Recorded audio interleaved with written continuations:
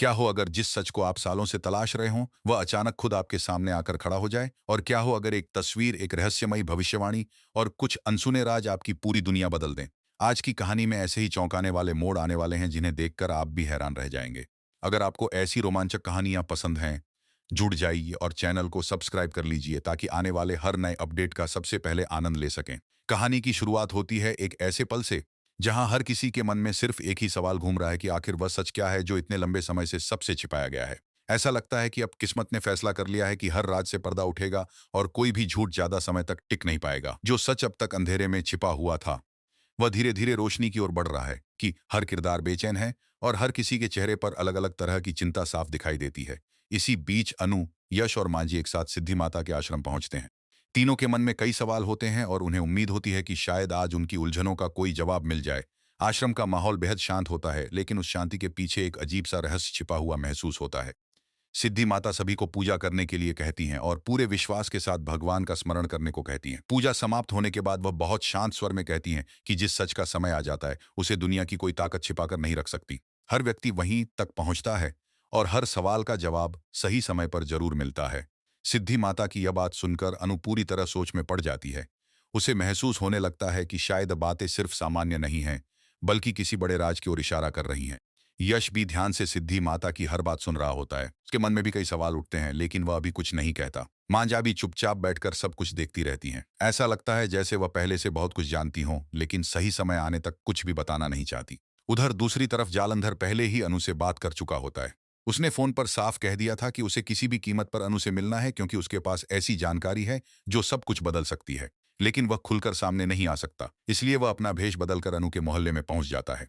उसका मकसद सिर्फ एक है और उसे वह सच बता देना जिसे इतने समय से छिपाकर रखा गया था। अगर आपको भी लग रहा है कि अब कहानी में बड़ा खुलासा होने वाला है तो अपनी राय जरूर बताइए। आपकी सोच क्या है, यह जानना हमेशा दिलचस्प रहता है।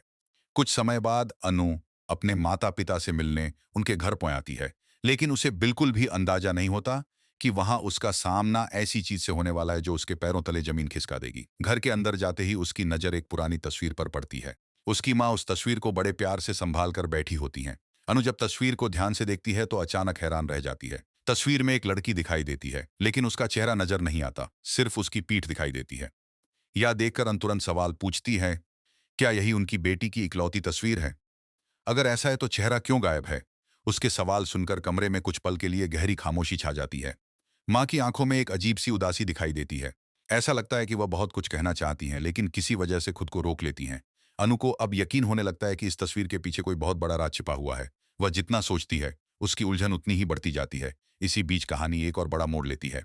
अनु, यश और मांझी दोबारा सिद्धि माता के पास पहुंचते हैं।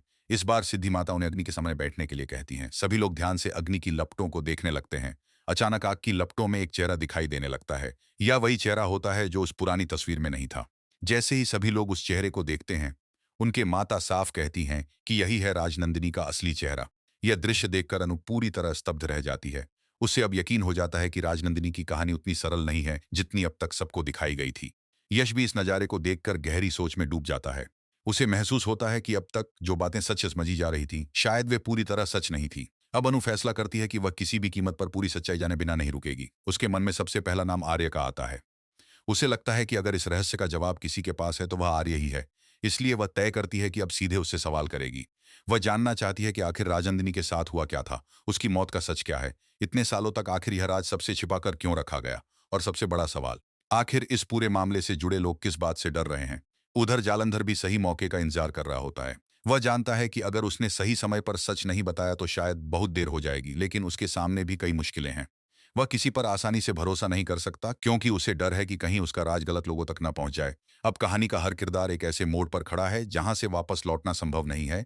एक तरफ सच सामने आने की तैयारी कर रहा है तो दूसरी तरफ झूठ की दीवारें धीरे धीरे टूटने लगी हैं। हर नया पल किसी बड़े खुलासे की ओर बढ़ रहा है। दर्शकों की उत्सुकता भी लगातार बढ़ती जा रही है, क्योंकि अब हर किसी को सिर्फ एक ही पल का इंतजार है जब सारे सवालों के जवाब एक साथ सामने आएंगे। आपको क्या लगता है, क्या आर्य आखिरकार पूरी सच्चाई बता देगा? क्या राजनंदिनी की मौत का रहस्य हमेशा के लिए खत्म हो जाएगा, या फिर सच सामने आने से पहले कोई नया खेल शुरू हो जाएगा? अपनी राय जरूर साझा कीजिए, इस कहानी को और भी दिलचस्प बना देती है। आने वाले समय में हालात और भी ज्यादा बदलने वाले हैं। रिश्तों की असली परीक्षा शुरू होगी। भरोसे और धोखे के बीच की दूरी खत्म होती नजर आएगी। जो लोग अब तक एक दूसरे पर भरोसा कर रहे थे, वही एक दूसरे पर शक करने लगेंगे। हर छोटी बात एक नए रहस्य का दरवाजा खोलेगी और हर नया खुलासा कहानी को पहले से भी ज्यादा रोमांचक बना देगा।